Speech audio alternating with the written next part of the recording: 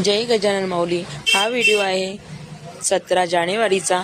इतक्या उशिरा येण्याचं कारण म्हणजे माझा घसा खूप बसला होता, आवाज काहीही निघत नव्हता, त्यामुळे व्हॉइस ओव्हर करण्यासाठी व्हिडिओ शूट करून होते, परंतु टाकायसाठी चांगलं वाटत नव्हतं, त्यामुळे मग म्हटलं जाऊ दे, आज थोडं बरं वाटत होतं म्हणून म्हटलं चला आज हा व्हिडिओ शेअर करावा।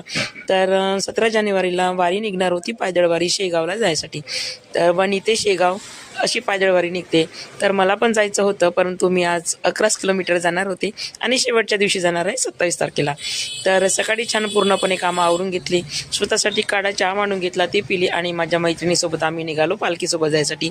तर मग माहिती पडलं की पालखी अजून निघायचीच आहे आणि सरांच्याच घरापासून निघणार आहे, म्हणून मग हे आहेत मलुरवार सर, तर त्यांच्याच घरी मुखवटा आणि पादुका असतात। तर इथूनच मग आता पालखी निघणार होती। तर मनात एक अशी इच्छा झाली की ज्या पहिले पादुका दाखवल्या मी त्या पादुका जर मला मिळाल्या, डोक्यावर गेल्या तर किती छान। आणि बघा, महाराजांनी एका सेकंदामध्ये माझी इच्छा पूर्ण केली। इथे आरती झाल्यानंतर त्या पादुका आता पालखीमध्ये नेऊन ठेवायच्या होत्या। या पादुका बघा, तर या पादुका मला घ्यायला मिळाल्या आणि मी त्या पालखीमध्ये आणून ठेवल्या। नंतर महाराजांचा मुखवटा पण आणून ठेवला पालखीमध्ये त्या सर्व दादांनी। आणि आता पालखी निघाली होती महाराजांच्या मंदिरात।